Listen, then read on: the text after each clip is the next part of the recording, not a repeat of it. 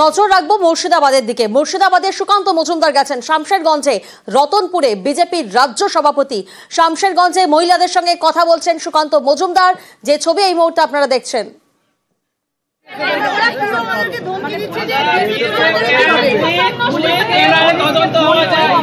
তদন্ত হওয়া চাইছে।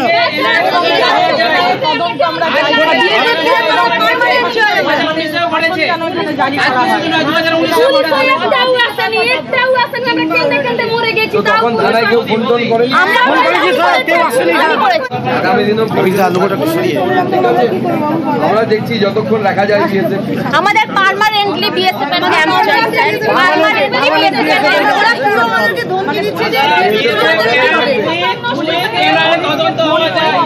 তদন্ত হওয়া চাইছে।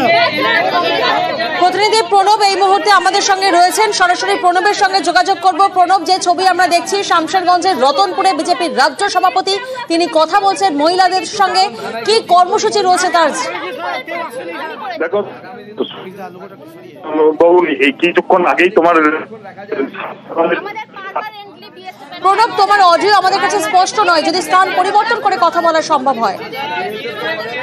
যে ছবি এই মুহূর্তে আমরা দেখছি শামশেরগঞ্জে বিজেপির রাজ্য সভাপতি সুকান্ত মজুমদার, তিনি পৌঁছেছেন এবং সেখানে মহিলাদের সঙ্গে কথা বলছেন। প্রণব, কি কর্মসূচি রয়েছে আজ বিজেপির রাজ্য সভাপতির? দেখো, বিজেপির রাজ্য সভাপতি কিছুক্ষণ আগেই তোমার শামশেরগঞ্জে এসে পৌঁছেছেন, তারপরে তিনি রতনপুরে গিয়েছেন, যেখানে ক্ষতিগ্রস্ত পরিবারগুলোর সঙ্গে কথা বলছেন, মহিলাদের সঙ্গে কথা বলছেন।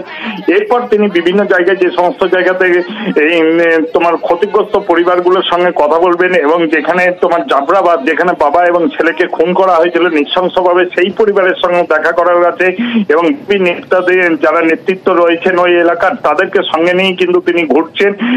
ইতিমধ্যে কিন্তু রতনপুরে একাধিক পরিবার তার কাছে অভিযোগ জানাচ্ছেন এবং তিনি তার কাছেও দাবি জানাচ্ছেন যাতে সুরক্ষার ব্যাপারটা, এবং তিনি তাদেরকে আশ্বাসও দিচ্ছেন যে বিষয়টি দেখা হবে।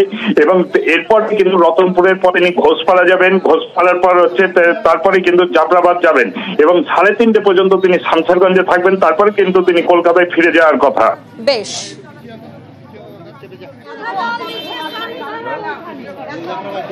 ঘাটাল মাস্টার প্ল্যানের কাজ আরও এক ধাপ এগোলো।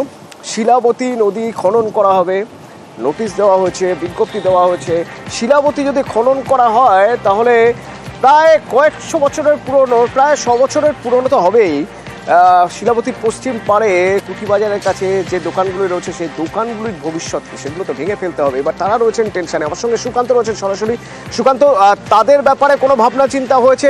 জানার আগে একটু জানবো যে এই কাজ কিভাবে হচ্ছে।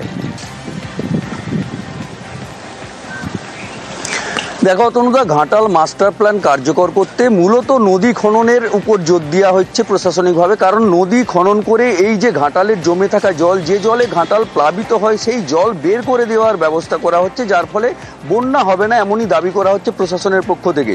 তার জন্য 23 কিলোমিটার নদী মূলত খননের প্রক্রিয়া শুরু করেছে। কারণ জেলা প্রশাসন একটি টেন্ডার নোটিশ ঝুলিয়েছে, তাতে এই 23 কিলোমিটার নদী খননের জন্য একটা প্রস্তাব আছে। সেখানে ঠিকাদারি সংস্থা তারা অংশগ্রহণ করবেন এবং এই নদী খননের তারা কাজ পাবেন।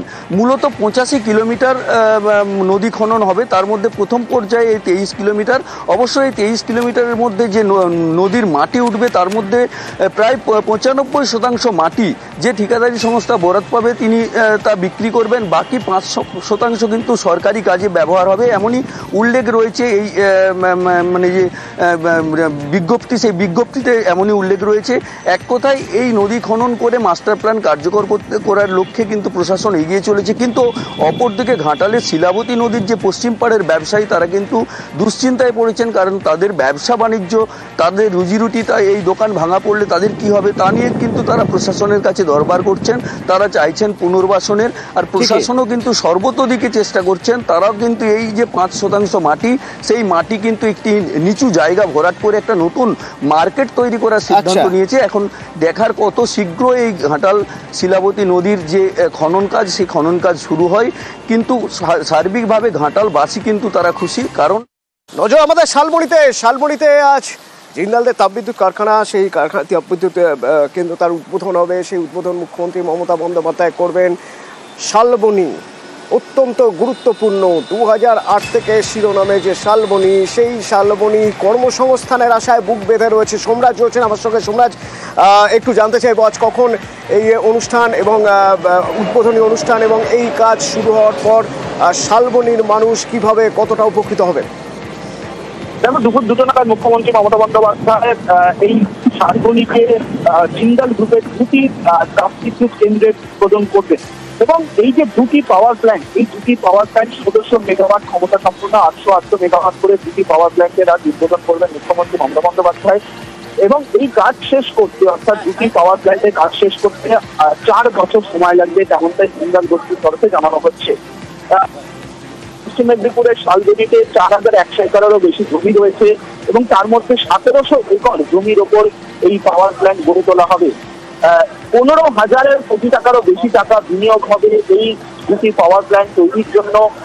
জিন্দাল গোষ্ঠী মনে করছে এর জন্য, অর্থাৎ এই 2টি পাওয়ার প্ল্যান্ট তৈরি হচ্ছে তার জন্য কর্মসংস্থান তৈরি হবে প্রায় 5,000-এর কাছাকাছি, যার মধ্যে স্থানীয়দের মধ্যে থেকেও কর্মসংস্থান হবে 2,000-এরও বেশি, যেমনটাই জিন্দাল গোষ্ঠী এখনো পর্যন্ত অনুমান করছে। ফলত তুমি জানো যে বিশ্ববঙ্গ বাণিজ্য সম্মেলনে জিন্দাল গোষ্ঠীর তরফে সজ্জন জিন্দাল তিনি ঘোষণা করেছিলেন যে শালবনীতে তারা পাওয়ার প্ল্যান্ট করবেন এবং সেই ঘোষণা 2 মাসের মধ্যেই তা বাস্তবায়ন হচ্ছে। জিন্দাল গোষ্ঠীর তরফে এই পাওয়ার প্ল্যান্টের যে আনুষ্ঠানিক যে শিলান্যাস করব তা হবে আজকে। 4 বছরের মধ্যে কাজ শেষ হবে এবং যে বিদ্যুৎ উৎপাদন হবে সেই বিদ্যুৎ উৎপাদনের মধ্যে একটা অংশ তারা রাজ্যকে দেবে। ইতিমধ্যেই রাজ্যের সঙ্গে সেই চুক্তিও প্রায় শেষ পর্যায়ে। সব মিলিয়ে আজকে অন্তত ধন্যবাদ সোমরাজ। 16,000 কোটি বিনিয়োগ করছে জিন্দালরা প্রথম পর্যায়ে এবং তাদের দাবি প্রকল্পে 5,000 কর্মসংস্থান হবে। নজর থাকবে শালবনীতে আমাদের আজ দুপুরে পাওয়ার প্ল্যান্টের শিলান্যাস এবং আশায় বুক বেঁধে রয়েছে শালবনী কর্মসংস্থানের জন্য।